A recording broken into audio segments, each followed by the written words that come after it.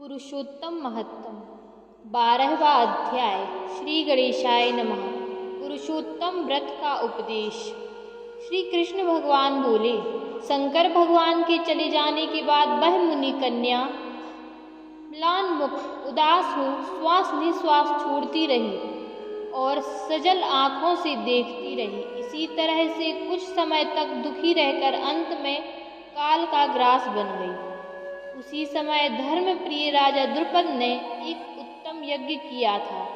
तब उस यज्ञ कुंड से स्वर्णिम कांति वाली एक कन्या की उत्पत्ति हुई, जो बाद में द्रौपदी के नाम से विख्यात हुई। इसी द्रौपदी को स्वयंवर में अर्जुन ने मछली की आँख में तीर का भेदन करके भीष्म कर्ण आदि अन्य राजाओं का मान मर्दन करते हुए प्राप्त किया। हे नारद, इसी द्रौपदी को पिछले जन्म में पुरुषोत्तम का अनादर करने के पाप से हसन द्वारा बालों से पकड़ा गया और उसके वस्त्रों को खींचा गया। तब उसने मुझे पुकारा।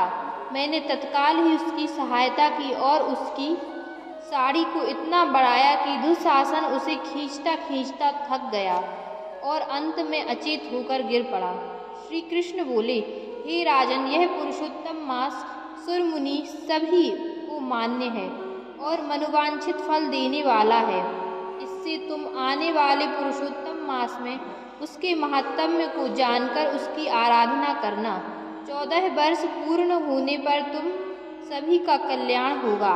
मैं द्रौपदी के केसों को खींचते देखकर खुश होने वालों की स्त्रियों के बालों को उखाड़कर अपने क्रोध को शांत करूँगा और इन दुर्योधनादिक कौरववंशी तथा इनकी सहायता करने वालों को यम के लोक में पहुंचाकर तुम्हें शत्रुओं को नाश करने वाला विख्यात करूंगा।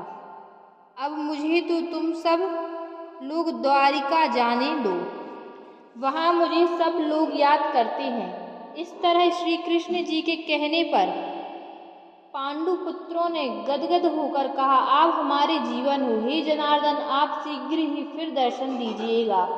आप पर हमारी रक्षा का भार है, आप हमें भूल मत जाना। पांडु पुत्रों ने ऐसा कहकर उन्हें रथ में बैठाया और उन्हें द्वारिकापुरी जाते हुए देखते रहे। तब हे नारद, पांडवों ने पुरुषोत्तम मास में श्री हरि में मन लगाकर उसका सेवन करने का निश्चय किया। श्री भगवान के वचनों का स्मरण कर पुरुषोत्तम मास आने पर द्रौपदी पांडवों से बोली, आपने पुरुषोत्तम मास का महत्व भगवान श्री कृष्ण के मुख से स्वयं सुना है, अतः पुरुषोत्तम को बिना पूजे सुखी कैसे रहोगे।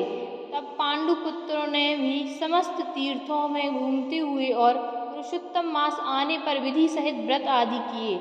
उन्होंने पुरुषोत्तम की कृपा से युद्ध में विजय प्राप्त कर राज्य प्राप्त किया। पुरुषोत्तम मास का महत्व अनंत है, इसको कहने की सामर्थ्य किसी में भी नहीं है। इसे भगवान श्री हरि ही जानते हैं।